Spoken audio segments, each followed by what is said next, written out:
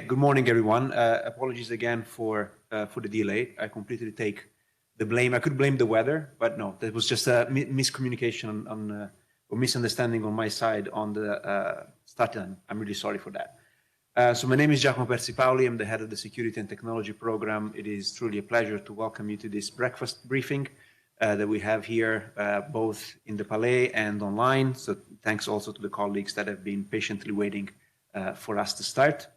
We're here today to introduce our latest piece of research that looks at internet fragmentation. Some of you may be more familiar with the topic, some of you may be less familiar with the topic. Just to say that this is part of a new work stream that the Security and Technology Program started this year, thanks to the support of the European Union, that really looks at enabling technologies, and connectivity infrastructure for us is part of that big family of enabling technologies. So it's part of those kind of things that very few people talk about from a policy perspective, but nevertheless are very, very important for the security, the safety, but not only that, but also the social and economic development of our societies. So internet fragmentation means many things. There are many different ways in which it can be characterized. Some, the more of the kind of pop literature calls it like the splinter net. You may have heard that idea, but as a concept, it basically refers to all of the different ways in which the internet that most of us consider to be one single entity and one single kind of digital ecosystem could potentially be divided and split into, can be done from a technical perspective, it can be done from a data and access perspective. There are many ways in which we can think of how the digital ecosystem could potentially evolve in the future. There are, reasons why certain players, states or non-state, like commercial entities, are pushing towards a more divided internet. But there are, of course, also significant security concerns when it comes to cybersecurity. And eventually, this is the first study that we're doing on this topic, but it's not the last. This is really a first of a two-part study. Because of the general lack of really understanding of this topic, we thought that we would first publish a brief that really tries to create a common knowledge base of what the fragmentation of the internet actually means. But then this is not the end of it. The second part that will follow quite soon in the new year is going to look at what does the fragmentation of the internet means potentially for the implementation of the framework of responsible state behavior in cyberspace. So it's not just, just about the technology and the cybersecurity risks, but most importantly for us as UNIDIR is trying to understand why it is so important to keep having discussions around having one single open, secure, and accessible internet within the context of the OEWG, and what would be otherwise kind of the cost from an international security perspective of not having that single internet. So we're joined today by three great speakers. First and foremost, my colleague Samuele Dominioni, who is also the lead author of the report that I believe was launched yesterday, right? I think I saw. So if you haven't read it yet, you're excused. It's only been out for like 18 hours. But I do encourage you to go on our website and download it and have a look. And then we have Ms. Marie Jumont from the permanent representation of the Netherlands here in Geneva, and Mr. Chris Buckridge, the principal of Buckridge Consultants and an expert on this topic. So without further ado, and again with my apologies for the delay, I'll give the floor to my colleague Samuele for a quick overview of what internet fragmentation actually is. Samuele.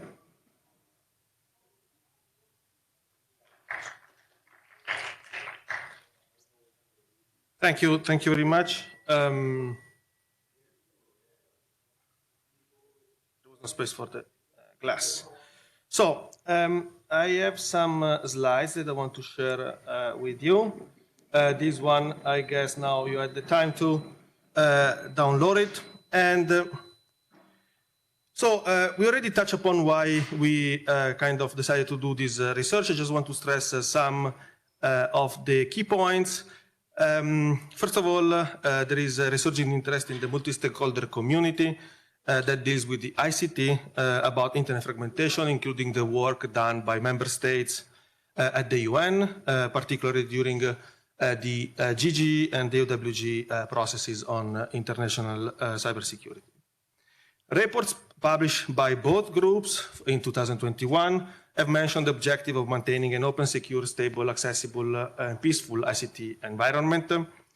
And internet is indeed a vital part of the ICT environment. And as a matter of fact, member states mentioned in both the final reports of the 2021 processes the need for the protection of the technical infrastructure essential to the general availability of the internet. Actually, some would argue that the internet itself is a technical infrastructure as a whole. Moreover, avoiding internet fragmentation is also an objective pointed out by the Secretary General in our common agenda, and this will be probably included in the Global Digital Compact.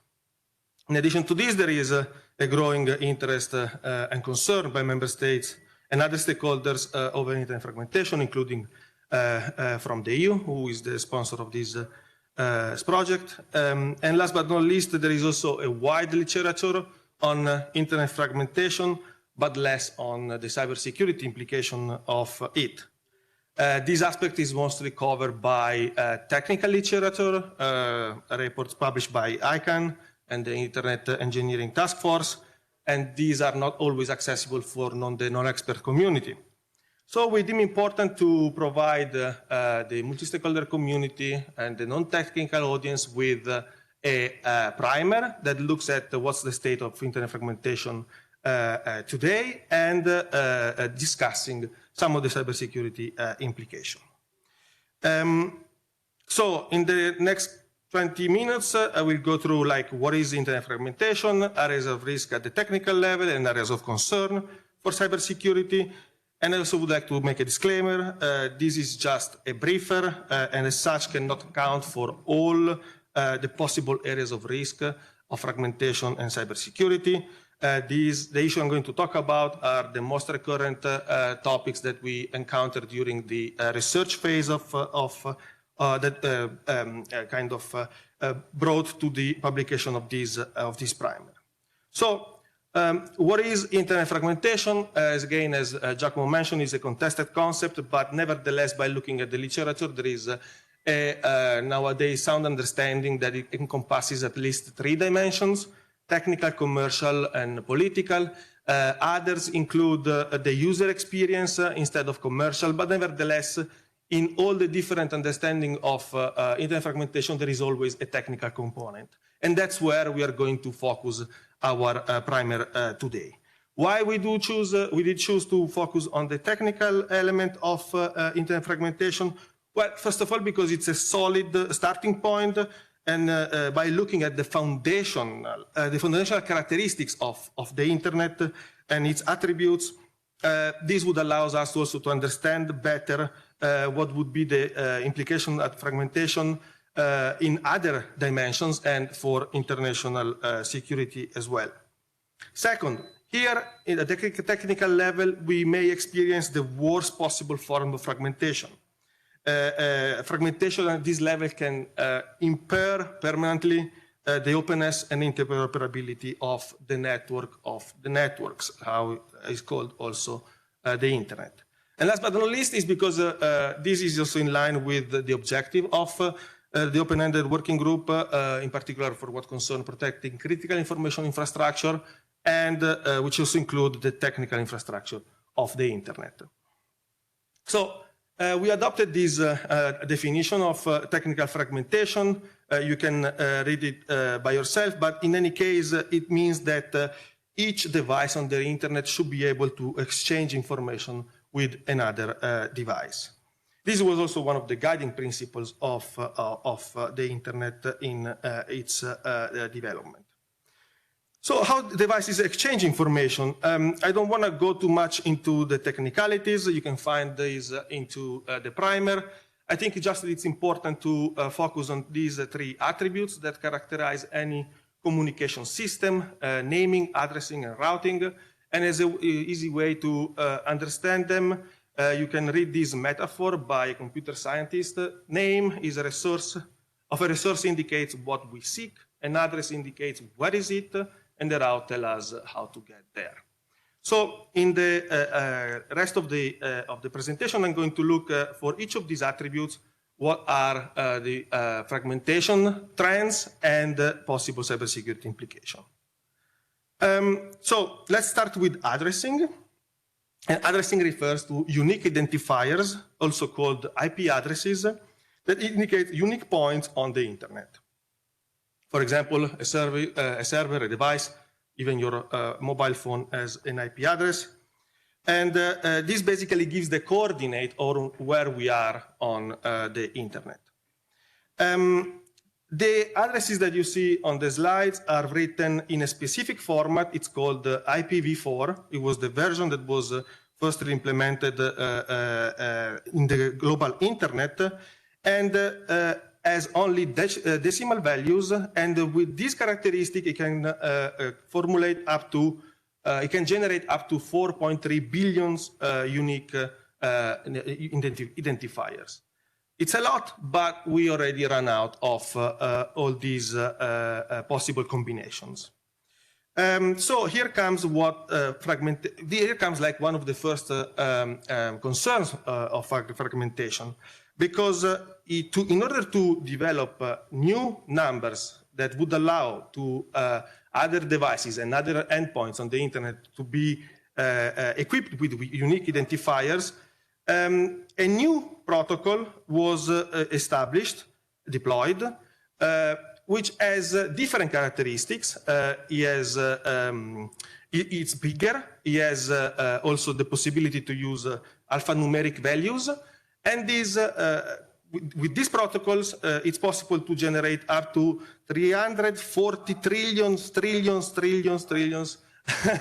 unique identifiers. I mean, I don't even know how to write that number. However, there is an issue. These two protocols are not directly compatible. So those who are using IPv6 on your devices may not be able to access IPv4 endpoints.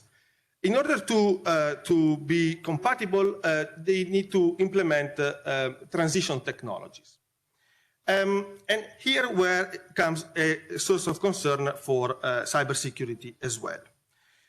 So the adoption of IPv6 has been not as fast as probably they thought, or it would have been when they implemented it. Is still around 40% of the overall network using the IPv6. And it's irregularly adopted throughout the world. This is when communication is impossible among the different IP addresses. For example, the one with the red contour, they won't be able to communicate with the IPv6, the bigger one. Only the one with the double edge, those are equipped with a dual transition technology, and so they can communicate. As you can see, the IPv6 adoption has been quite irregular throughout the world, and certain users, especially in certain regions, may have issues to access certain IP addresses, and this has a key implication for what concerns the availability of data, which is one of the characteristics of cybersecurity. Then this map can help to identify where these users are kind of scattered around the different regions of the world. And there are also other cybersecurity implications. The IPv6 protocol has better security features, like a security framework that allows for encryption, and it was just optional for the previous protocol. And third, some studies also highlighted the fact that IPv4, so the previous one, may be more vulnerable to flooding attacks like distributed denial of services attacks. So if this keeps be unequal, we will have different regions of the world with different security levels. However, configuring IPv6 may be pretty difficult. It requires technical knowledge, and in case of mistakes and misconfiguration, may increase the vulnerability of the network. So we also need the capacity to implement these new protocols. The second issue is concerning the addressing.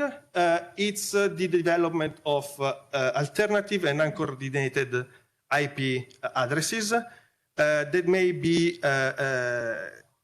incompatible with the existing IPv4 and IPv6. This is only something that it's still a kind of in theory, so I won't focus so much on this aspect.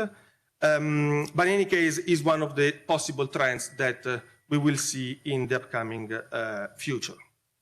So now we can move to the naming, and naming refers to basically to the domain name system, which is indeed a system to translate user-friendly name of endpoints into IP addresses.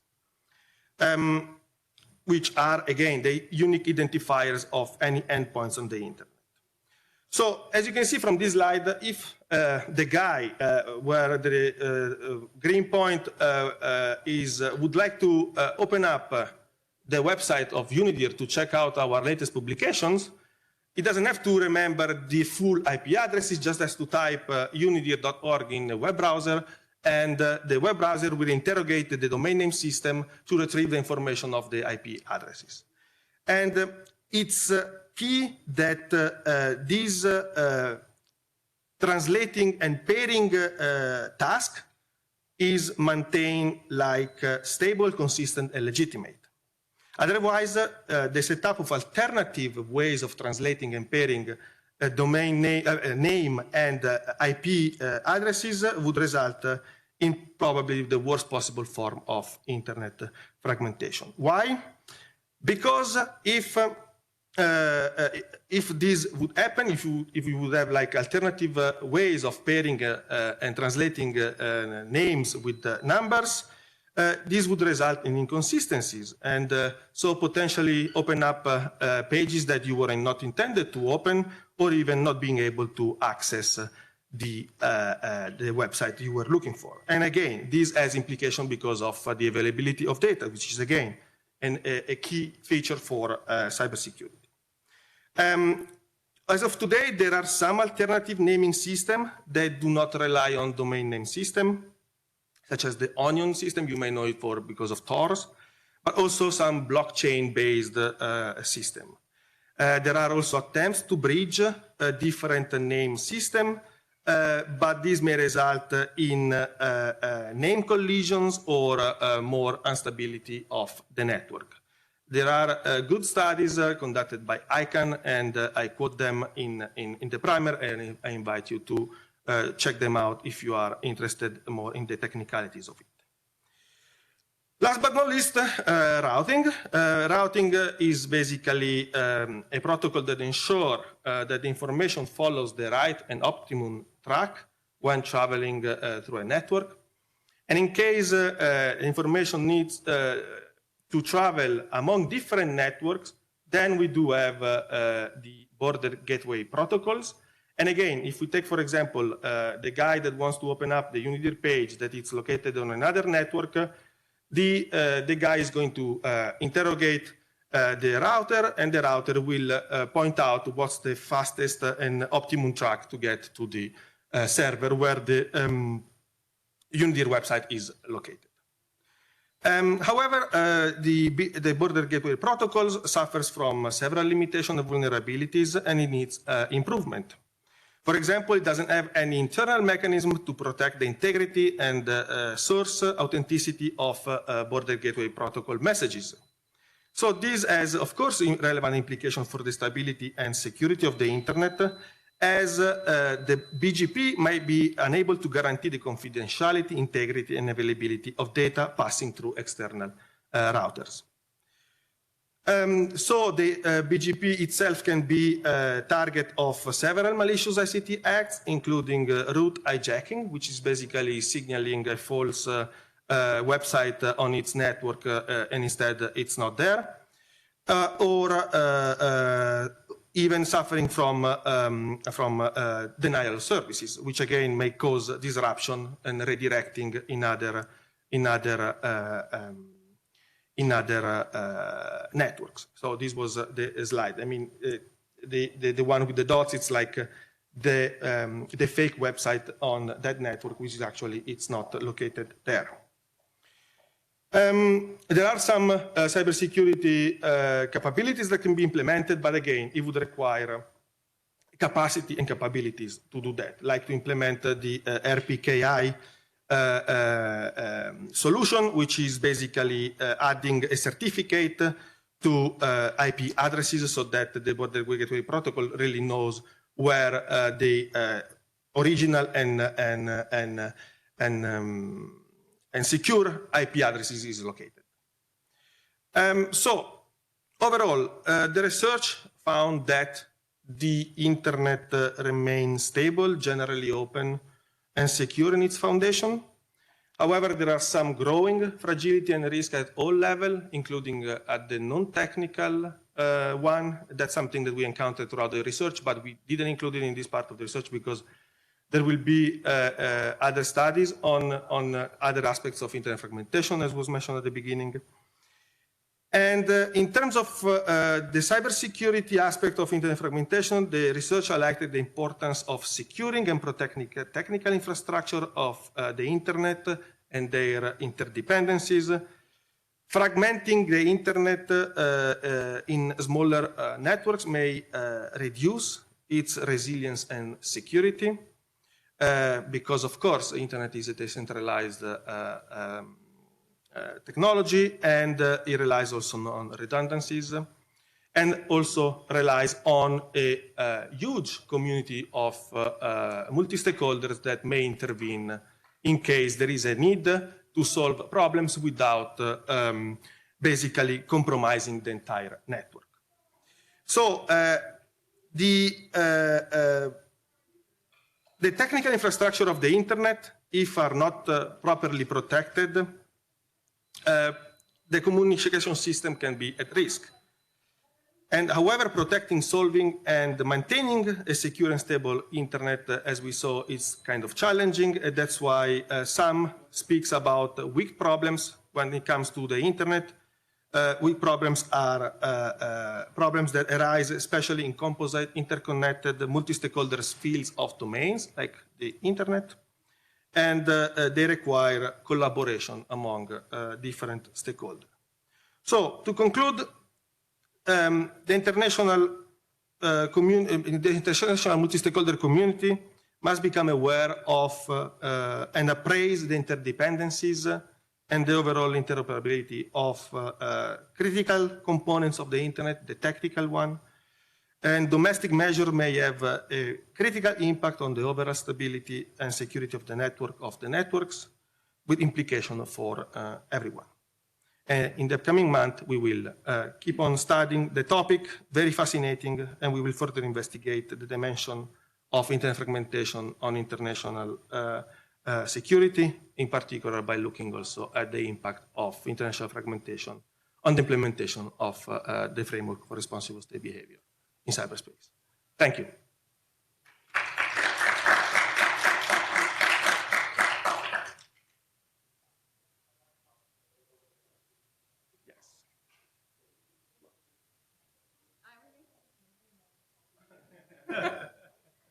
Like adding the naming system, right?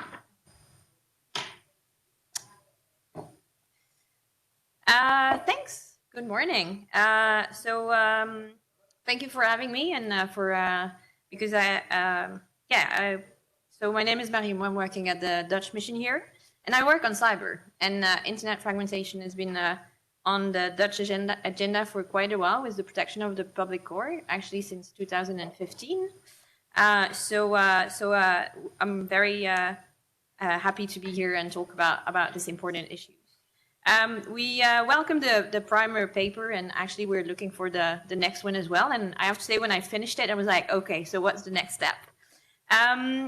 As Jaco mentioned, we often talk about the internet fragmentation, but also from an economical and social perspective as well. And we do believe that it's important to talk about it also from a security perspective, because that's also an important part of it. And actually, that came up to my mind yesterday when I was having a discussion with actually another a diplomat who was saying, oh, we talk about internet fragmentation, but it's true that from an open-ended working group, we're not really looking into those questions in detail. So we really welcome the initial study on this, and we think that there will be probably opportunities to talk more in details about the impact of internet fragmentation when it comes to cybersecurity. We, as the Netherlands, thinks it's really important, and as you mentioned, to preserve an open internet that is also global and interoperable. And if we get into fragmentation, then we risk losing the benefits of everything that we have. We think that the internet couldn't have been so successful if not for having a one global and interoperable internet. So we really need to keep this aspects of non-fragmentation. I would add one thing that is not in the open-ended working group or GGE report, but it's there directly. It's about like the free internet as well. That's part of the open, free, and secure internet. But just also to mention that in the recently published Dutch international cyber strategy, internet fragmentation is quoted as one of our priorities. As I mentioned earlier, we already have been looking at the protection of the public core since 2015, but it's still quite high on our agenda. And with the development that you mentioned, we do believe that it's even more important to really protect the public core of the internet.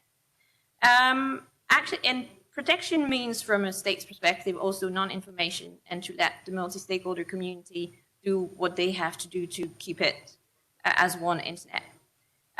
Safeguards needs to be from improper intervention by states, and we need to make sure that the public core is not politicized as well. In this context, you mentioned, I think, in the end, the importance of multi-stakeholder work on this, and we think that's also a key feature into keeping the internet functioning. But to apprehend the discussion and the issue, we need to understand also better how the internet works. And we think that your study, and we are looking at your initial study like this, is like to really have the basis of how we need to understand to take better policy decision as well. So how the internet function, why impairing with internet could impact cybersecurity, that's really what we are looking into your advice on. It's only when you really understand the issue that you can take good policy decision. So really having this as the basis is very important. The Netherlands thinks that's an amazing scene setter for upcoming discussion. As you mentioned, it was already mentioned in GGE and open-ended working group reports as the general functionality, general accessibility and functioning of the internet, and that was really the basis of non-intervention and making sure that we are not fragmenting the internet. But really understanding the technicalities to understand the risk from a cybersecurity perspective is very important. So that's why we really appreciate that it's the first paper, and we are looking into the follow-up to help us advance and ensure that we're not breaking the internet when we are talking about in our cybersecurity discussion. We really need to, as you mentioned, keep the internet global, open, free, and secure and interoperable internet. And we need to understand the potential implication of our cybersecurity discussion, or any discussion or decision that are being taken on the functioning of the internet and how it may impact cybersecurity. Because we need it to be secure. Because if there is no trust in the internet, then no one is going to use it, and we're not going to be able to benefit also from its social and economic benefits. So a lot has been said by you to set up the scene, and I will leave to Chris the privilege of talking more about the technical aspects. But thank you very much for this and for having me and for helping us policymakers to better understand the technicalities and the potential implication of our discussion. And we look forward for the upcoming this paper and also how we can advance those discussion in our open-ended working group discussion, but also in the potential future POA as well, to make sure that whatever we are doing does not break the internet. Thanks.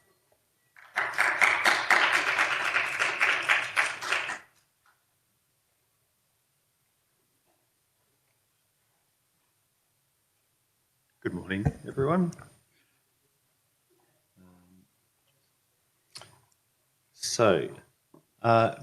Thank you very much, Samuel and Marie. It's a great scene setter. My name is Chris Buckridge, Christopher occasionally, mainly my mother. And my background over the last couple of decades has been working in internet addresses, IP addresses, and more recently a bit in the naming system as an ICANN board member. But I'm speaking here purely in my personal capacity, so good to be very clear about that. But internet fragmentation is also something I've been working a fair bit on as part of the IGF community and on the IGF multi-stakeholder advisory group.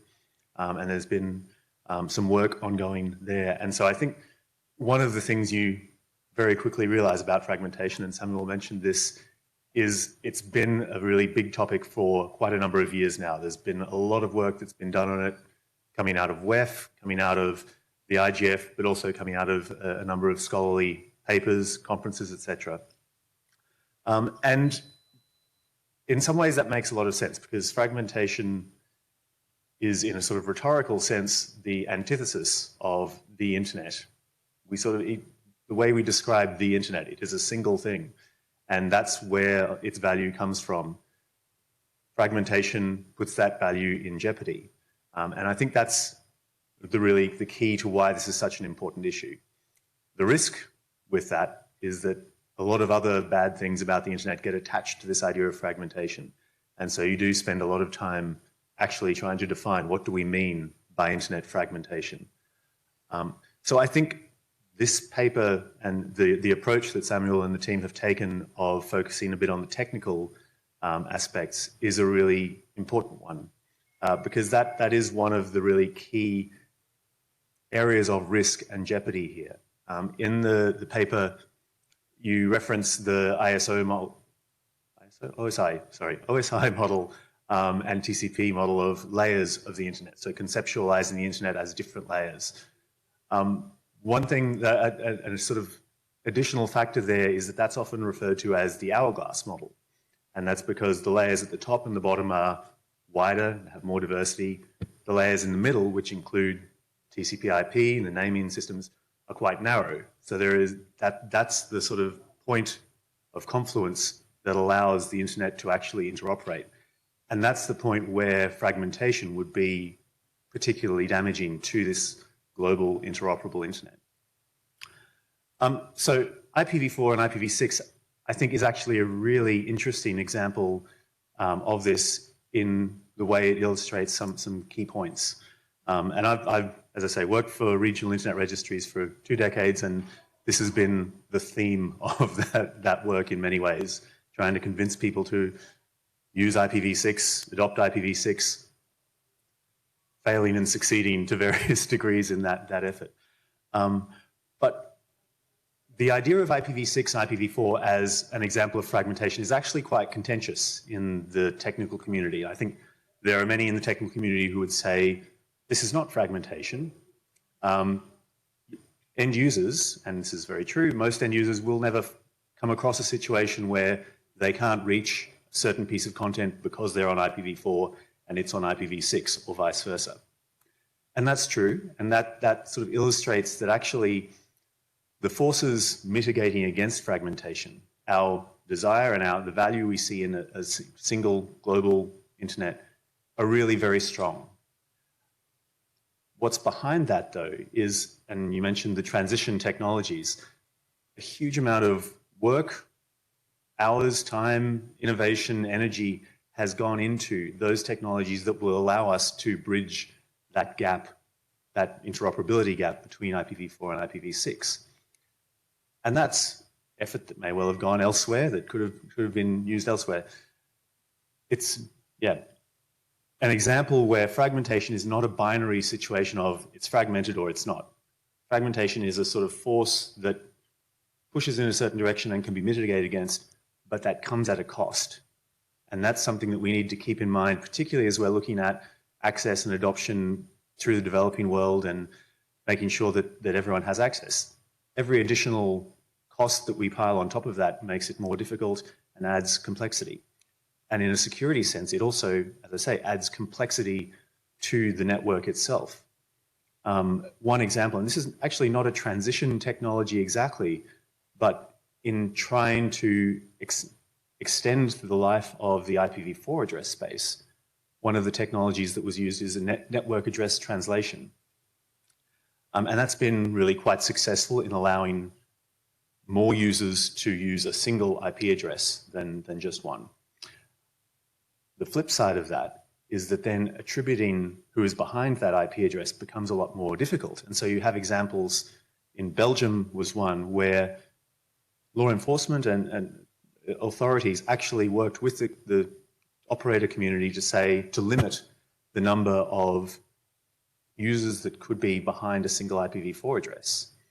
So that aspect of this also, has security implications that we need to be aware of and understanding.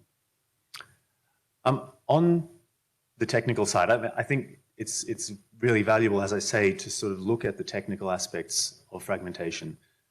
But I think it's also really important to understand that a lot of the risks here are not exactly technical in nature. In some ways, the internet that we have now and the way it's designed is based on agreements that we all come to. These voluntary standards that we abide by. And there are some really key agreements in ensuring that the internet works. And they kind of boil down to what, who, and how. So the what is, we need to agree on what are the authoritative records of who is using which resources, who is behind what IP address, who has the right to use which domain name. So once we've agreed on that, we need to agree who is the organization that we're going to entrust to manage that single authoritative source. So in the case of the DNS, it's ICANN. In the case of the numbers, it's the regional internet registries. We then need to, having agreed that, agree on how are those organizations going to be governed or managed. What's the sort of structure and the framework that they're going to exist under? Now, I think one of the really key risks that we can look at today is our consensus around those agreements is in danger of fragmenting. There are a lot of pressures, political, commercial, otherwise, that are being brought to bear on those agreements. And if those agreements break down, getting back the trust and the agreement will be a very difficult achievement, perhaps impossible. So it's really important that we focus on maintaining those. And we see, I mean, a specific example that I worked on for a number of years and is still ongoing in the regional internet registry world is the issue of sanctions being applied on the operations of a regional internet registry. Now, this is because the regional internet registry in question, RIPE-NCC, is in the EU. There are EU sanctions in place, but those sanctions prevent it from actually carrying out the technical role of registering all the IP addresses in a certain region in a legal way. Now, what that means is that there is pressure on other stakeholders, particularly those who maybe can't do business with the RIPE-NCC, to look elsewhere for an authoritative record, perhaps set up a separate registry, to look elsewhere for what organizations would be appropriate to manage that,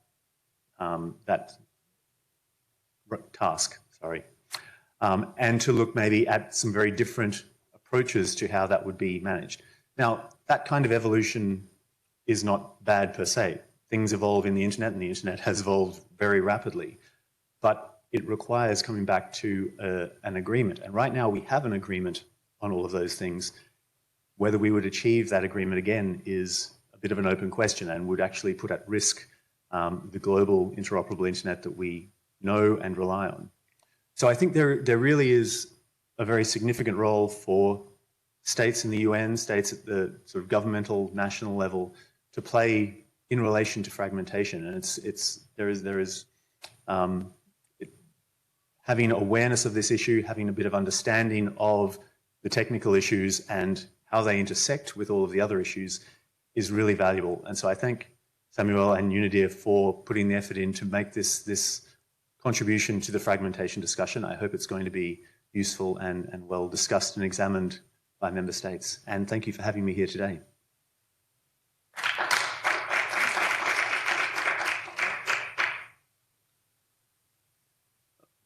Okay, let's see if I can find my name back in the stack.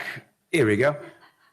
Dun, dun, dun. Well, thank you, Samuele, Marie, and Chris for your briefings. We still have time for a few questions, whether here in the room or online. If you do have questions for our speakers, please do type them in the chat. In the meantime, I'm looking around in the room to see if there is anyone that has a question. I think what was really interesting for me to hear is also how, well, there's the technical layer, which already has multiple layers, but there is also, if you want, the users that we haven't really discussed, but there is also the political layer, which is important. And Chris made a very valid point of how sometimes, decisions taken at the political and regulatory level can actually have first, second, and third order effects that kind of trickle down at the technical level as well, which is something that we haven't necessarily looked too much into at this stage, but we will be definitely doing so in the following. I think this is a great example of if we were a university, this is kind of internet fragmentation 101 and perhaps 102. And the next study is definitely going to take us into 201 and 202 potentially. I'm just looking at the chat. I don't think there are any questions online. I'm looking in the room. No? Okay. So we're going to replicate this event on Monday in New York, hopefully without the delay. I'll do my best to make sure that this doesn't happen again. I'm really sorry. Again, if you have any questions later on, if you read the report, please feel free to reach out to me, to Samuele as the lead author. If you'd like to follow up with any of the speakers that you heard of today and you don't know how, please get in touch with us and we'll help make the connection.